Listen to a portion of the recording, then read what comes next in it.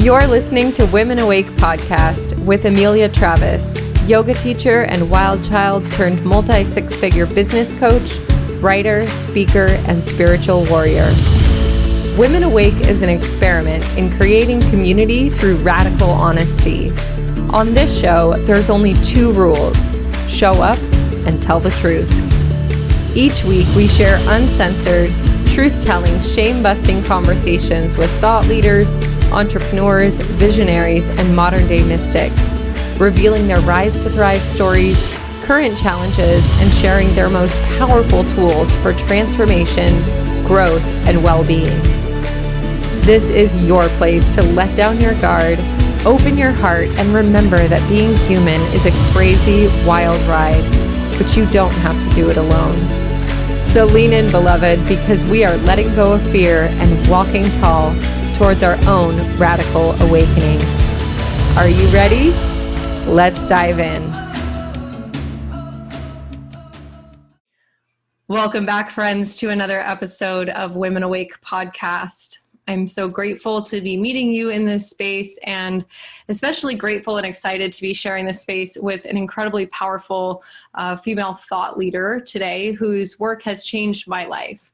My guest today is the author of the Warrior Goddess Training Series, The Warrior Heart Practice, a little book on big freedom, Awaken Your Inner Fire, and co-author of the 7 Secrets to Happy, Healthy Relationships with Miguel Ruiz Jr. She's dedicated to inspiring depth, creativity, and joy by sharing the most potent tools from a variety of world traditions. My guest studied and taught extensively with Miguel Ruiz, author of The 4 Agreements, someone I know many of you are familiar with, and she continues to teach with the Ruiz family. Raised in Southeast Asia, she's traveled the world from childhood and is continually inspired by the diversity and beauty of human expression and experience. She brings this open-hearted, inclusive worldview to her writings and teachings, which are a rich blend of Toltec wisdom, European shamanism, and Buddhism.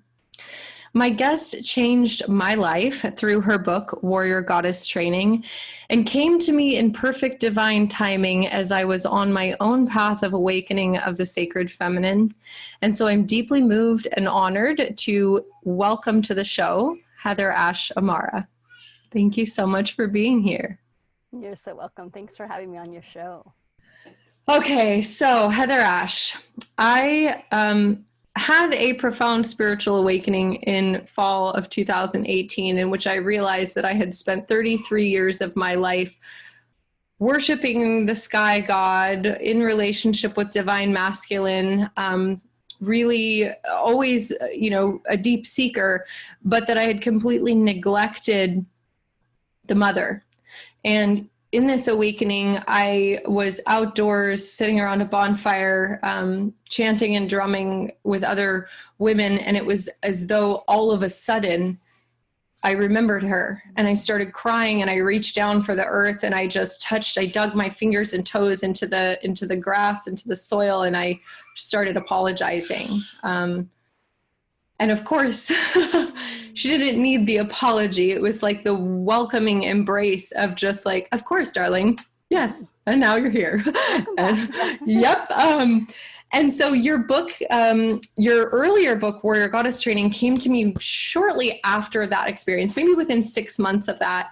And it was really helpful for me at the time, because if you haven't had the chance, my dear listeners, to read this book, it's a very practical guide to knowing yourself more and really embracing power as a woman. And so I would love to know, has that been your calling all along? Or for you, was there a specific awakening to the feminine and to its place in your spiritual understanding or your spiritual way of being? Yeah, I had a really unusual upbringing. I was raised in Southeast Asia, and so I was exposed to a lot of different ways of worshiping and the sacred. And when I first came to the States, it was a real shock. I was like, wait a minute, what is wrong here? Because I felt disconnected, and I felt the people around me were disconnected, but I didn't have a name for what that was. And so my first kind of foray into getting my power was I went really big into politics and became an activist and marched for everything. And as part of that, I started taking feminist studies and women's studies in college. And that was when I started to go, okay, wait a minute, like what I've learned around just the structures of women in relationship to men and men being in power, like that is all out of balance. And what happened is a couple years into being an activist, I realized I'm angry, all my friends are angry, nothing's changing.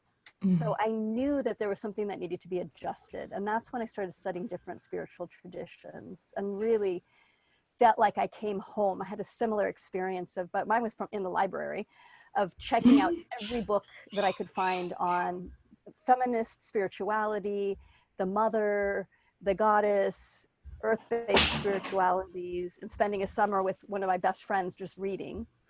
And that was when I went, oh, there's a whole other way of being in relationship with life than I was taught and that I was modeled. So that's been my quest basically since I was 19, 20, to bring that back into the world. I noticed you went to school in Davis, California for your undergrad, right? I grew up in Davis, so I thought that was kind of fun. And my mom was actually a professor of psychology there for a little while. And I noticed also that you had the opportunity to apprentice with Vicki Noble, who, if you guys aren't familiar listening, she's an incredible shamanic healer, teacher, author of a book called Shakti Woman, which is another really, really great read if you're walking this path. And as I was reading a little bit about your backstory and growing up in India, and then those years of feminist study, I just felt like even more honored to be able to come into this space, because I feel like your life has been touched and woven with many teachers who I've also had the opportunity to just read and learn. And I felt like, you know, without putting you on a pedestal, this sense of like, what an honor and privilege to come into this space of, I don't know if living master is appropriate or guru, but just an elder, right? An elder, not meaning your age, but like someone who has walked the wisdom for a while. And you have three main paths that you identify as the ones that you're drawing from primarily in this blend: Toltec wisdom, European shamanism, and Buddhism. And so in your understanding of the feminine, this is out of my own curiosity, and I also would like to share for our listeners who maybe aren't as familiar with those paths or what they mean. If you could share maybe from each of them, if there was some primary truths that really you've drawn that you have made meaning from, or what each lineage has meant to you in this sacred feminine awakening. Yeah, it's such a beautiful question. I'll start with European shamanism because that, basically when I started studying different spiritual traditions, I'd already been immersed in Buddhism from growing up there. So that was in a way almost in my DNA, just from the transmission about being around that culture. So I'll talk about that in a moment. But as a young adult, when I started studying European shamanism, I started there because I felt, what were my ancestors up to? I'm of European descent. And so I was really just curious, where did my lineage come from? And what I uncovered when I went pre-Christian was an incredibly rich tradition of especially women healers and midwives and wise women that were deeply connected to the earth, and men as well. But the women were the ones that were the most impacted when the witch hunts began in the 1800s, 1700s, actually 15, 16, 1700s. And during that time, there were thousands of women that were killed because of their beliefs. And really what the belief was stay connected to the earth, honor the cycles, honor the elements, really be in tune with nature. And so what I learned from studying that ancient wisdom was the importance of us to understand that everything is a cycle. There's beginnings and there's endings, and to love both of them. And we tend to be in a culture that loves the beginnings, but not the endings, that loves linear more than the cyclical. So that really helped me come back into that softening into being in direct relationship with the earth and the seasons and the cycles. And yet as I studied that tradition, I mean, I had amazing mentors, Vicky Noble, a woman named Cara Dwayne Falling Star. I also had the sense of, again, something was missing. I personally was missing something. I felt deeply nourished, but I also felt like there was something more. And that was when I had a dream about Don Miguel Ruiz, who's the author of the Four Agreements. And in my dream, basically was very clear. There's a man that's going to come change your life. Mm-hmm. He's coming. Was kind of, and here's a picture of him. And about a week later, and I remember thinking, right, I live in Davis, like it's a tiny town. Where am I going to meet this man? Mm-hmm. And a week later, someone came into my office and was like, oh my gosh, you have to meet this man. And my whole body went, oh no, I am not ready for this. Mm. And it literally took me a year to get ready to meet him, because I knew my life was going to change drastically. And it did in a lot of beautiful ways. And I really feel like what that coming in was a bringing in of the warrior. So we had the goddess energy that I'd found in European shamanism, and a loving of the feminine and the divinity and the cycles. And the warrior of the Toltec. The Toltec were a group of people that came together in South and Central Mexico, and Miguel's a direct descendant and was very lovingly passing the teachings on to the group of us that were apprenticing with him. And those teachings are so powerful of helping us, the stories and agreements we make that lives, and how to free ourselves from those. So it felt like it gave me tools to create a huge transformation inside of myself. And then the Buddhist teachings, like that third thread, is really around the awareness and the stillness practice, that the Toltec and the Buddhist are very similar. As I was studying Toltec, I was like, wait a minute, this is just like Buddhism, because they're both inquiry practices of increasing awareness and presence. So those are the three main threads that I weave together. Thank you so much for that. So as you were speaking, you mentioned something. You mentioned that one of the promptings that led you to first examine European shamanism was the curiosity about your own ancestors and what their spiritual practice was. Do you feel like on the spiritual journey, knowing that each person's spiritual journey and spiritual walk is different, that there comes a point where finding that connection with and recognizing that this is not available for all people, that not all people have this access, being if we can, to find the lineage, that thread of the actual bloodline that we came from, or the people who came before. Do you think that's an important part of our practice? And if so, why? What do you feel like?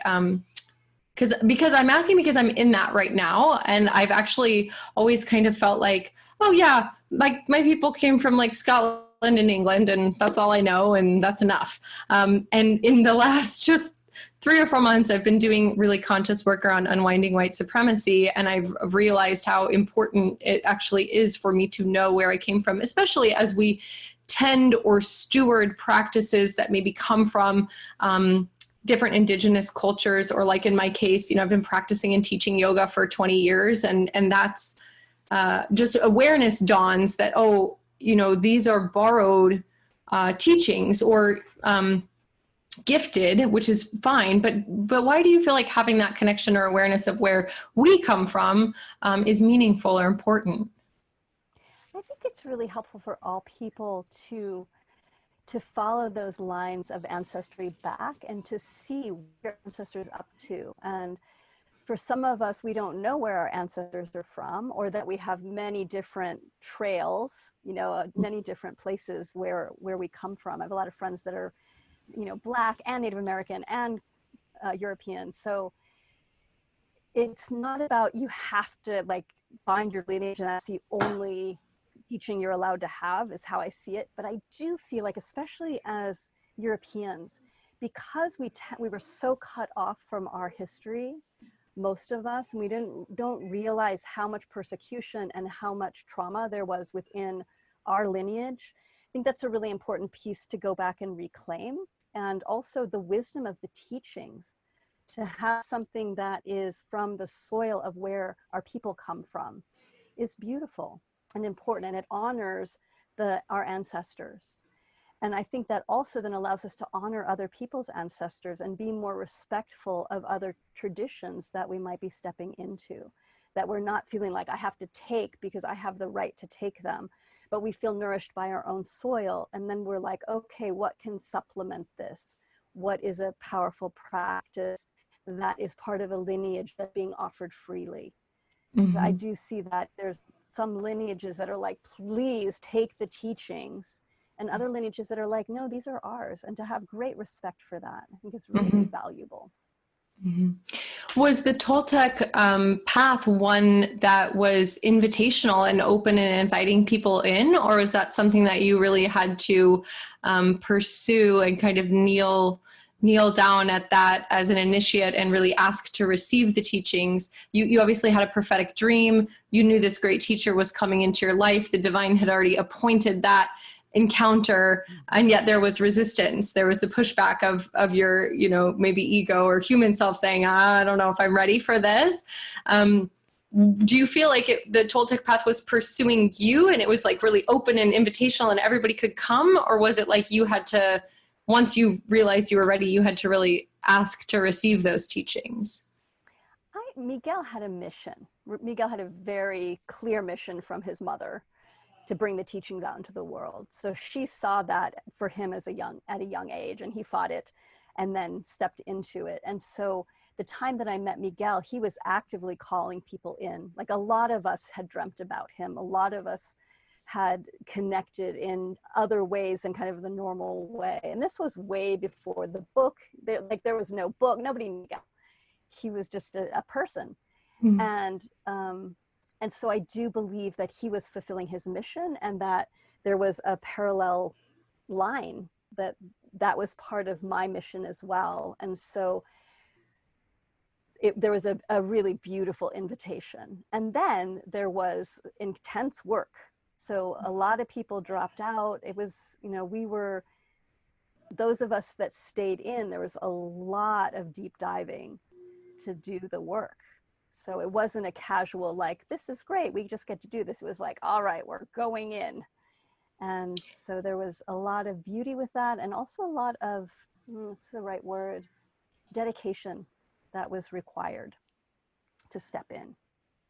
So, and forgive me any lack of knowledge, my ignorance is exactly that. I don't know what I don't know. But I was reading that many people in the 70s and 80s were introduced to Toltec philosophy through the writings of Carlos Castaneda. And having read that as, undergrad in literature, having read his book on the teachings of Don Juan, and whatever criticism came back around that text, and is it real or is it not real? It was this, and for those who haven't read it, it was this book that was essentially a thesis about shamanic work, or Mexican. It wasn't even Mexican. I think it was in New Mexico. Shamanism, basically, and some people would say witchcraft, and these esoteric or occult, meaning hidden, not evil, teachings.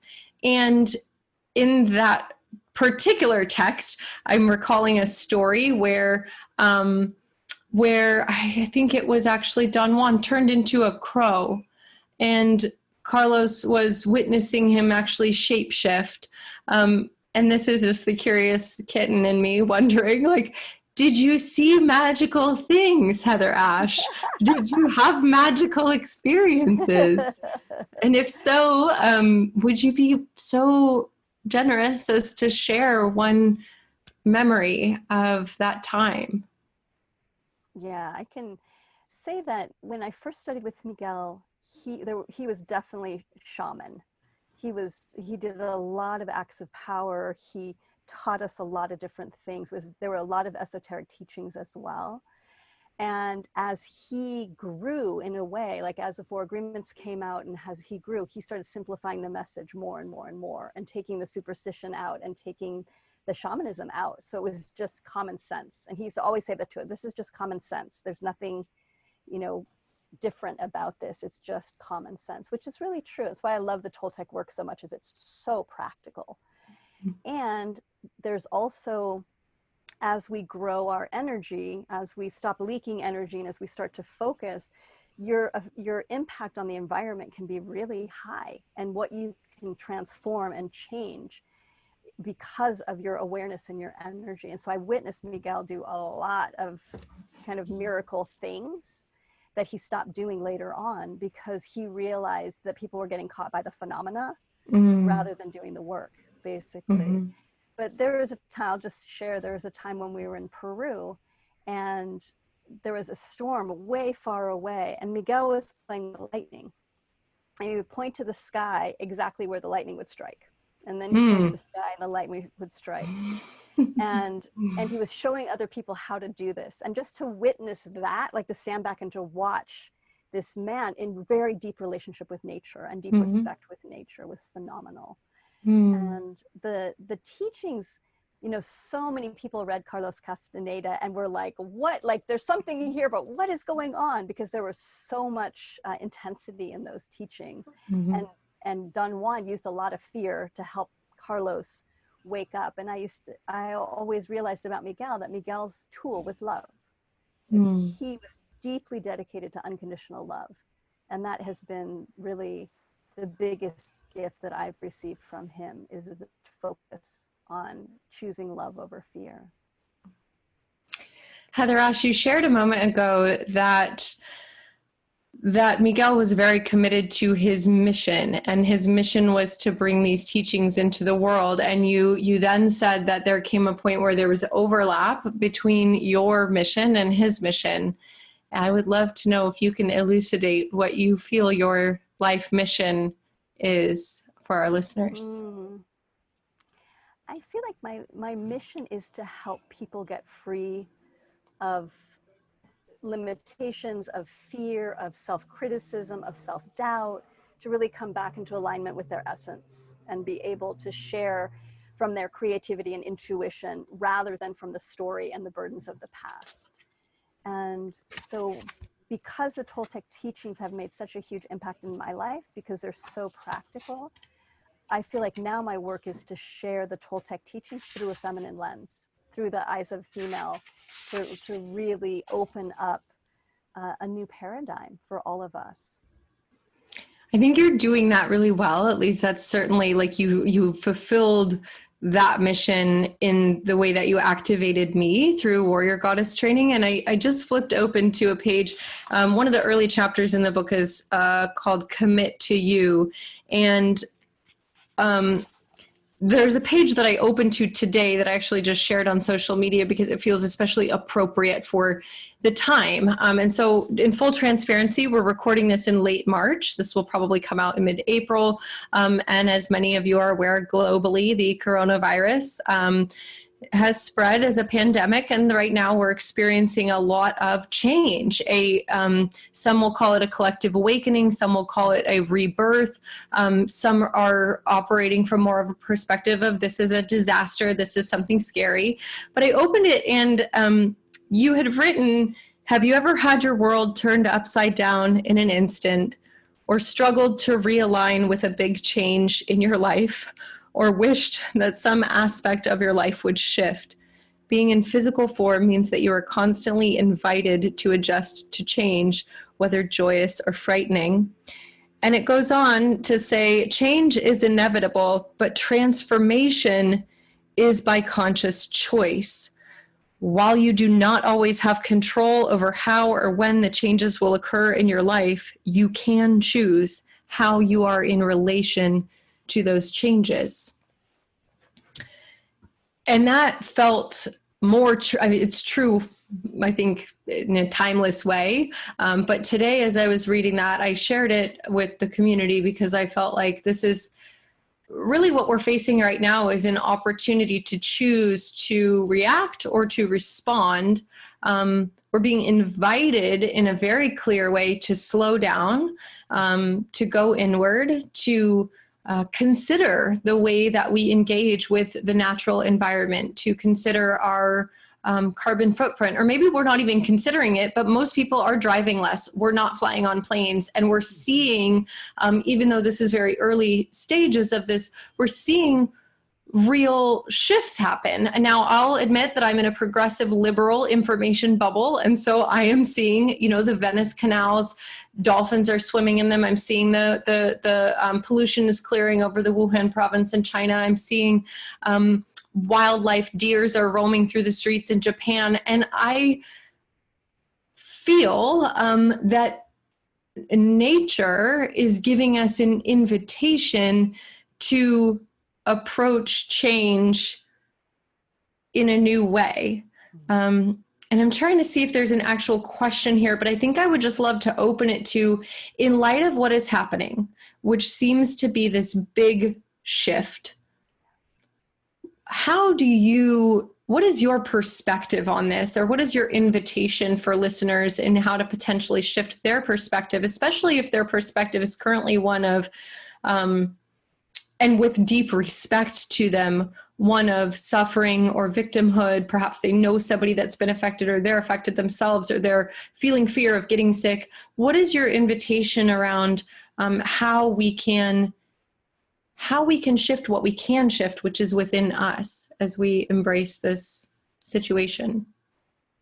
Yeah, it's a great question. And just like you're saying, we all have to understand that people are having very different experiences. So my experience is really different than somebody who has 4 kids that are at home and is trying to figure out how they're going to feed them for the next month, for example. So with respect for everyone's experience, that anytime there's a challenge, any kind of challenge, and here we are in a big challenge that we're all being faced with to some degree or another, we have opportunity of how we're going to be in response to it. And challenges can strengthen us. They can help us get more centered. They can help us to get clear about what our priorities are and what our morals are, or they can destabilize us and cause us to lose more energy and cause us to go into fear. And at any moment, there's choice of what we're going to do. And the more that we can face the obstacle, because right now the obstacle is a big one for many people, financial, emotionally, resource-wise, there's a lot of places that it's hitting us. To stay with not going into disaster mind, not going into worst case scenario, not going into what's going to happen, but to stay with today, to stay with this week. Where do I want to put my intent? Where do I want to put my energy? And I also feel like there's an incredible invitation for us to face our fears, because there's the fear of I might get it, or my beloved might get it, or I might die, or the economy might collapse. But we also have an invitation to face all the fears that we have. And so often we run from the fears. And so the fear of I'm going to be abandoned, I'm not enough, I have to be perfect, all of that is always at play, but we often ignore it. And it has huge ramifications on us. So the places that we're avoiding those voices in our head or the fears that we have cause us to lose energy. And so here we are like, okay, sit, stay, turn around and face the fears. And not just the fear of this situation, but what are you running from in your life? What are those deeper seated fears? And we have an incredible opportunity right now to start to clear those out as well. It doesn't mean it's going to be easy. Isn't it funny how things can actually be simple, but not easy? Exactly. Yes. I believe that this is relevant to what you're teaching in your newest book, The Warrior Heart Practice. And correct me if I'm wrong, but you're talking about how we can take stock of our current emotional and mental state to reframe a situation in a new light. Do you feel like that has relevance to facing fear, whatever the fear is? It has so much relevance right now. I mean, the book came out in January and I'm like, what incredible timing, because it's a really simple and yet a profound tool for helping us to separate out emotions from the story from the truth, and get clear about what our intent is so that we can go back into our world in a really different way. For most of us in our day-to-day world, the emotional body and the stories get tied together. So we tell ourselves a story that causes an emotion. we feel the emotion, then we tell more of a story, and you can go back and forth between the emotions and the story forever, basically. And so they get really tied together, and the stories also get tied together. And it's like if you have a bunch of cords or a necklace. I was just laughing because literally I have my computer cord, my microphone cord, and another cord for my camera. And I just walked from the house, which is 2 minutes here, and they were all tangled up. And I'm like, really? Like, how is this even possible? But that's what the stories do. If you don't pay attention to them, they start tying themselves in knots. And what can be like a simple, like, pay attention to this, suddenly is this mass of knots that feels really confusing and really scary and really big. And so to separate the emotions from the stories means that we're willing to start separating the stories out and really look at, what am I feeling separate from what am I telling myself? I feel like, go ahead. It sounds simple, but it's a practice to learn how to do that, how to feel without telling yourself the story, and how to tell yourself the story, be honest about what story you're telling yourself without letting the emotions take you out. Yeah, I feel like a really practical and applicable example of this for people is like when we get in an argument with our lover or partner, or it could be a family member, and for whatever reason, a wound is activated, or one of our areas that's maybe not completely healed is activated, and then we have a feeling, and we go into the story, and the story often is you always or you never, and then we start pulling. It's like I see the weaving of the threads of like we start weaving all of these things together that actually have very little to do with anything. In fact, my husband and I have been really working on this because one of my operating systems is defensiveness. I struggle behavioral criticism, or I have historically. And so there might be a certain specific thing that he does, that he says, that I did that he doesn't like or appreciate, or he would like me to do it differently. And I hear, I don't love you. You're a bad wife. You're a bad mother. That's like, I've really been working on understanding where this is coming from. And we had a beautiful breakthrough the other day where I was actually for the first time able to explain to him that what's happening inside me is that I sense that he believes that I'm doing it wrong, that I'm doing it wrong, basically. And so many of our arguments have come from that space. And so I asked him, I said, would you be willing to, next time we start to head into this tangle of the cords, if you will, would you be willing to ask me, babe, do you feel like I think you're doing it wrong? Yes, cut to the chase. And he was like, and he said, yes, I will ask you that question. And so we've been practicing that. Great. And it's so helpful. And so this intersection of feeling, story, truth, and intent, these are the 4 chambers that you outline in the Warrior Heart practice.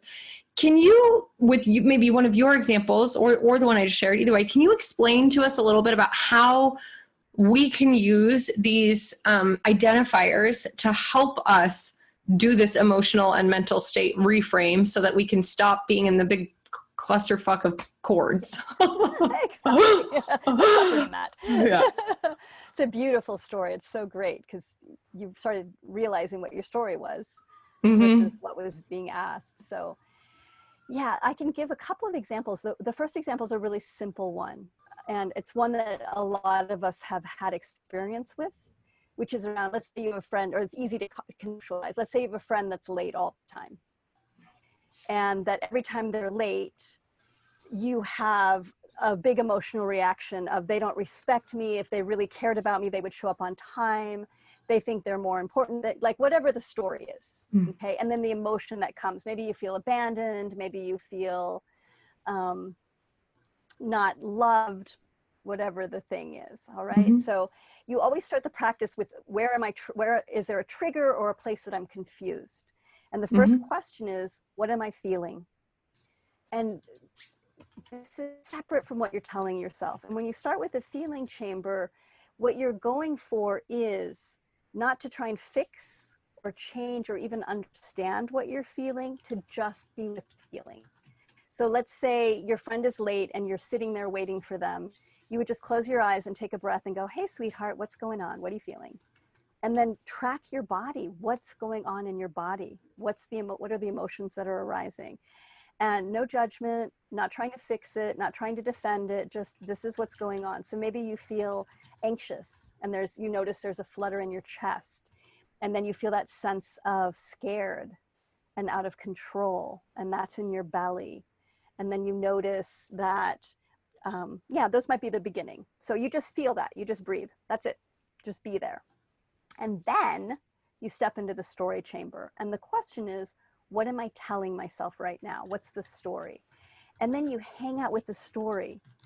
And you have to be willing to dig and to be honest, because sometimes we want to make the story like pretty or not tell ourselves exactly what we're saying, but you have to go, where am I criticizing? Where am I judging? Where am I upset? And so what you might find is, I feel disrespected. I feel like nobody ever listens to me.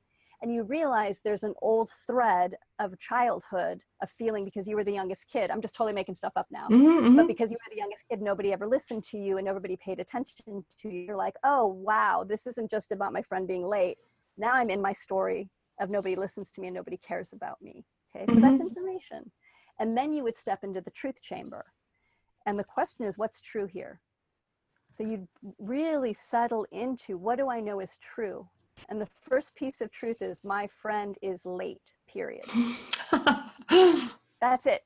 Okay, anything after that story. So you got to stay with what's true. My friend is late, period. So what is true is kind of like just the facts, ma'am. Just the facts. Just the facts. Just the facts. Okay.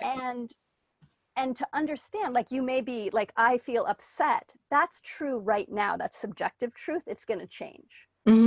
So you can name that, but understand that's just a subjective truth that's around this particular moment. And sometimes what happens when you go into the truth chamber is you realize you're actually not correct. Like, your friend was late this time and last time, but they've been on time every other time. So you start to look at what's actually true here and explore it. And then the fourth chamber is the intent chamber. What do you want in this situation? So it's not what you want the other person to do. It's what are you willing to commit to? One word, one quality. So your word might be presence. It might be compassion. It might be truth-telling. The word can be anything. You don't need to know how you're going to manifest your intent. You just want to name the intent, and then you go back into the truth chamber and look at what's true here. So now you have, I think about it, you have these two allies, my intent, which is compassion, and my truth, which is, my friend was late. I feel upset, period. Okay? And then you go back into the story chamber. And this is where you can start totally transforming your relationship with the story, because now you have these allies that are helping you look with different eyes and keep separate from the feeling, so you can make new choices and just decide what you're going to do next. And there's no right answer. You may realize, okay, compassion, I need to be compassionate for myself. So I'm going to ask my friend if they're late to text me beforehand, and that'll help me not feel anxious. Or you might say, you know what, it's fine if they're late. I actually don't care if they're late. I'm just going to make sure I bring a book to read. Or you might say to yourself, I'm just going to show up a half hour late to everything.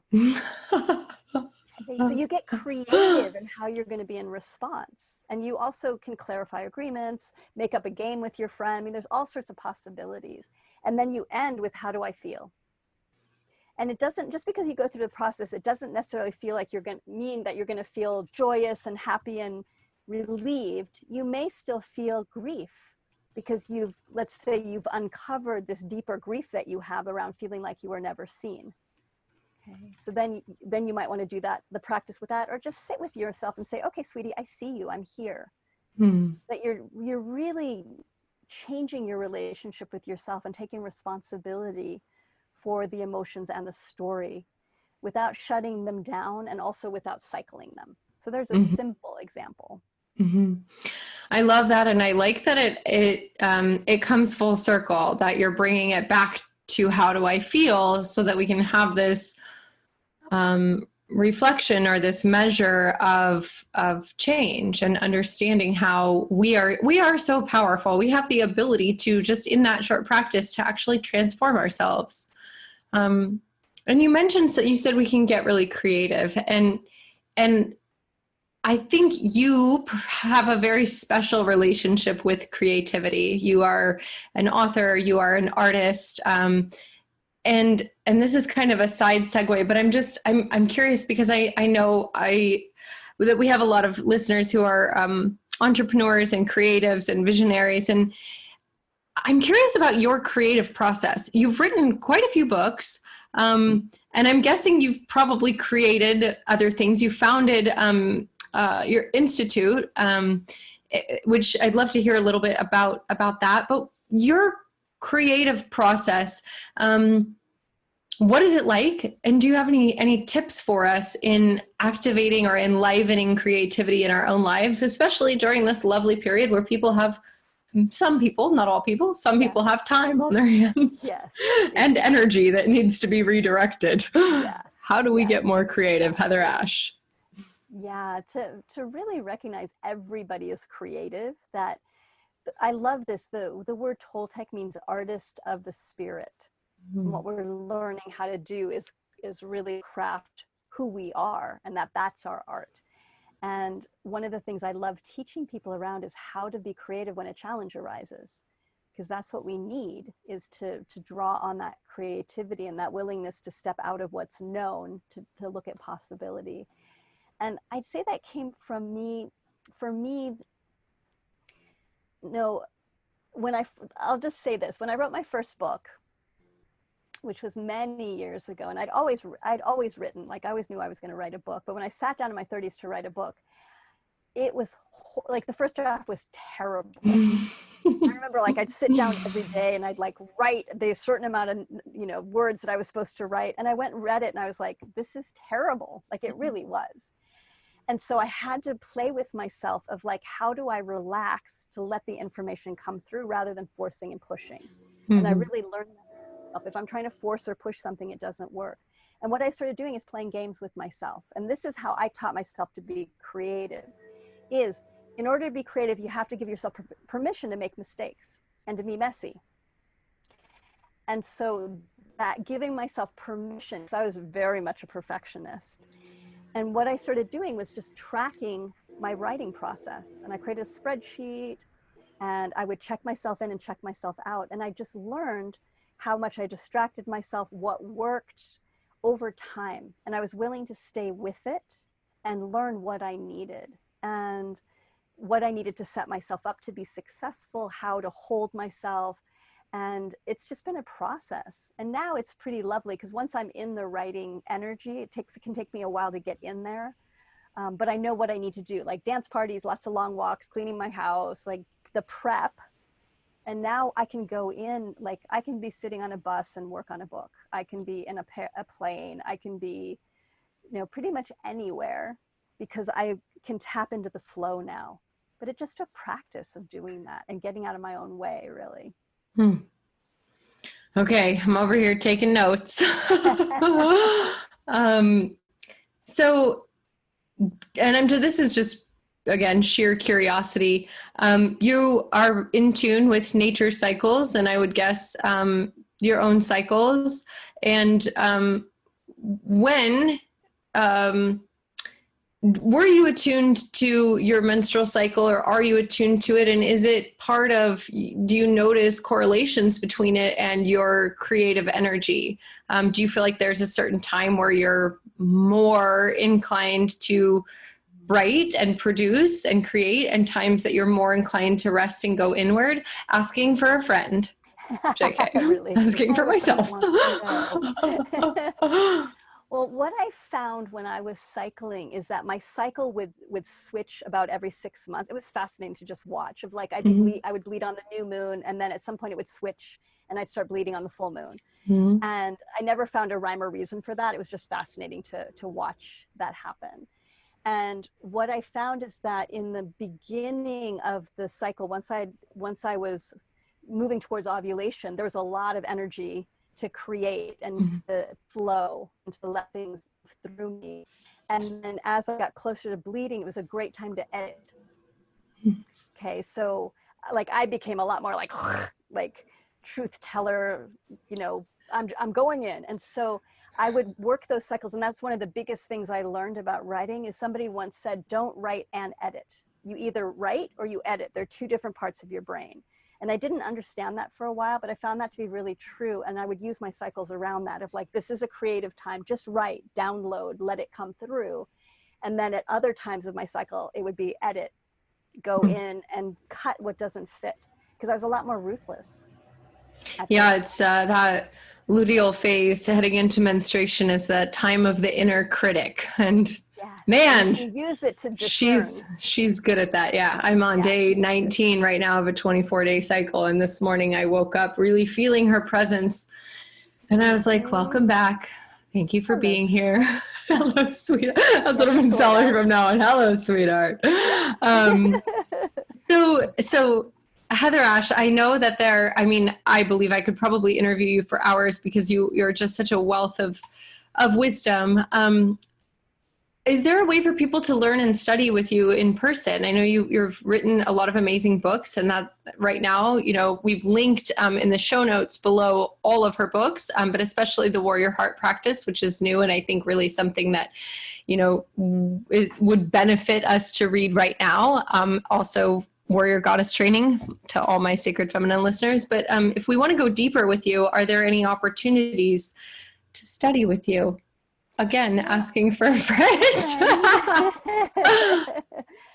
I do a lot of workshops. I do Warrior Goddess workshops, Sedona, Austin, different places. I do different apprenticeship programs, both online and live. So there's a lot of opportunity. I take journeys to Mexico with people. And so, yeah, I have a lot. I love interacting with people and bringing community together. It's one of my favorite things. So either online or live, there's lots of options and places to connect in. And you mentioned Austin, and I think you're coming to me from New Mexico or Santa Fe. The desert. Do you have a special affinity for the desert, a relationship with the desert? I don't so much. That's really true. You know, the truth is I live on the road. I'm based out of Santa Fe just because it's convenient right now, but I really live on the road. I'm in my trailer right now in San Antonio, and I was going to be in California and then in Sedona, but now I'm here. So I just have an affinity for the earth. I pretty much love everywhere that I'm at. They're all so different and diverse. Mm-hmm. With that affinity for the earth, I think, you know, I'd like to circle back to just awareness of what's happening right now. And you've been in this deep reciprocal relationship with this earth for a long time, as actually we all are. It's just some of us are not aware of that sacred reciprocity. Do you have any guidance or suggestions, whether people are living urban or rural or, you know, city or nature, any suggestions for real practical ways that we can deepen our connection with the earth right now, especially as the relationship between the earth and us is so, I don't want to say tenuous, but like she's suffering, we're suffering. What are some ways that we can come into more of that allyship or partnership with her that people can actually do, right? It could be as simple as like get a house plant and tend it, or like build a garden box. But what are some of the ways, coming from all of this knowledge that you have from the Toltec tradition and from European shamanism, how can we actually make connection with the earth? Yeah, one simple way, I mean, I love that. Yeah, get plants, go sit outside under a tree. Those places of being in nature as much as possible, being out as much as possible, but also recognizing that all of us can deepen our relationship with the elements. So in all tribal societies, there's reverence for the elements. And in European shamanism, it's 4 elements. It's air, fire, water, and earth. And if one of those elements was missing, there would be no life. So they're the foundational building blocks of life. And air, every time you take a breath, to have gratitude for this air, for this oxygen that keeps us alive, to honor the wind, to open up to just that invisible force that is life-sustaining. And for fire, to honor the sun, to honor electricity. Like every time you turn a light on, thank you so much, because that's fire. That's that element of fire that's sustaining us. Every time you light a candle. And to also honor the heat of our body, which is connected to fire. And then water, how much of us is water? And every time you wash your hands, which is a lot these days, so you can have lots of connection with water, right? And the rain, like I woke up this morning, it was raining, and I just walked outside in my nightgown and just like, thank you. It's so beautiful to just feel that cleansing and that beauty. And the earth, to honor the physical body, to honor that connection to the earth as well, the trees, the animals, the four-leggeds, the creepy crawlies, to go back into gratitude into our relationship with earth. And just by getting still and pondering and listening to how can I deepen my respect for the elements, that will bring you in touch, whether you're in an apartment in New York City or you're in the wild someplace. Those elements are always around us and within us. That was so helpful and so relevant to people no matter where they are. Thank you for that. Okay, well, I have these 800 more questions. I'll have to save them for next time. But we normally do a book club, and so I would normally ask you a recommendation, but today I'm going to give the recommendation, and I'm going to say go and get a copy of the Warrior Heart Practice, and put it into practice in your life. I think all of us, I know that all of us have unlimited opportunity to use these 4 chambers and this practice to really reframe. No matter where we are, no matter how much spiritual work we've done, there seems to be always more cords to untangle. Yes. So that's linked below, as is Warrior Goddess Training, just because it made such a deep impact in my life. And I know many of my listeners are excited about learning more about Divine Feminine and Sacred Feminine. And the last thing I think I want to ask you today, because I do have a lot of listeners who are women or female identifying or non-binary, and who really struggle with what you mentioned very early on in the show, self-hatred, doubt, judgment of self, who are just still really struggling to actually even acknowledge that they have power, much less step into that power. And I'd just like to ask, if we were meeting and I was in that place of feeling really broken and down on myself, and just in this struggle of not feeling my power, do you have any sage words of wisdom or advice or encouragement to speak to that woman's heart right now? 2 pieces. One is to remember that we're part of a larger dream, and just like a little bit over 100 years ago, women didn't have a right to vote in this country. And it wasn't until the 60s that women of color had the right to vote. So this is really new, that women have had a lot of external freedom. 2, 3, 4 generations back, we had very limited options. And what we were told basically is, you're not smart enough, you don't deserve, men are better. Like there's all this programming that we still carry. So women tend to think, oh, this is me. I'm not worthy. I'm critical of myself because I deserve to be. But if you can step back and just realize you're programmed, there's a larger story that is not true. That if we can not take our own personal stuff personally, I don't know how to say that well, but that so often what we're carrying is not ours, period. And so that can often help women to step back and realize, oh, I'm doing this work for all women. And that it's not just you, it's something that we as women have been taught, and that we're in the middle of shifting a paradigm. And so it can get messy right now as we make that transition. And the other thing is to learn how to treat yourself, to start practicing treating yourself as you would treat your best friend. Because so often we make a mistake and we judge ourselves so harshly. But if your best friend had made the same mistake, you'd be like, oh, sweetie, it's fine. it's not that big of a deal. Let's clean it up and move on.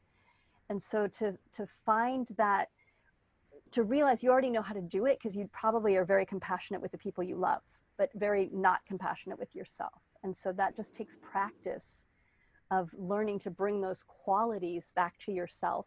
And I think about it, if you're teaching a child how to walk, what qualities would you bring that to that child?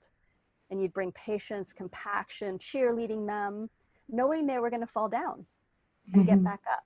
And that as humans, we're going to fall down and get back up. And what we need is to learn how to cheerlead ourselves, to put a hand out when we fall down, to have patience with ourselves as we navigate in new ways.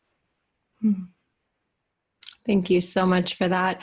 I know you guys have fallen in love with HeatherAsh, and I know you'd love to connect with her further. So please go say hello to her on Instagram at HeatherAsh Amara. That's linked in the show notes below.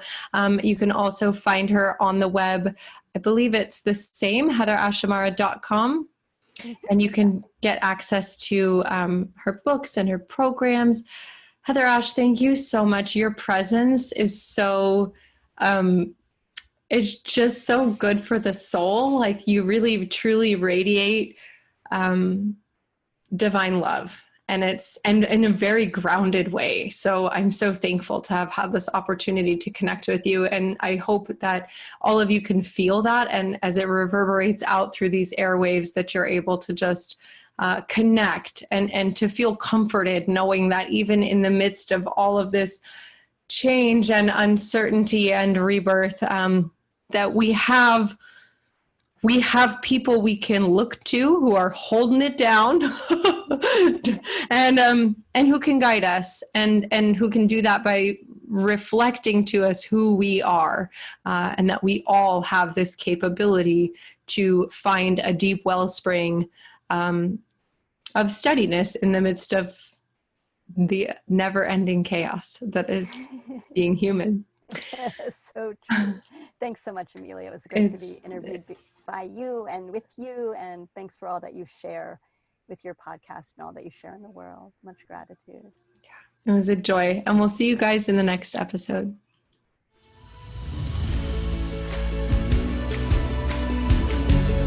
Thank you so much for hanging out with me on another episode of Women Awake Podcast. If you loved today's show, if it impacted you in some way, please grab a screenshot right now and share to Instagram stories, tagging Amelia Travis and Women Awake. Each month, I'll choose someone who's shared and send you a gift as a thank you for being part of this incredible community. It's your support that makes this show possible, so if you do love us, please subscribe, share with a friend, or head to iTunes right now to leave me an honest review. And until next time, keep showing up, telling the truth, and remember that everything is an instrument for our awakening.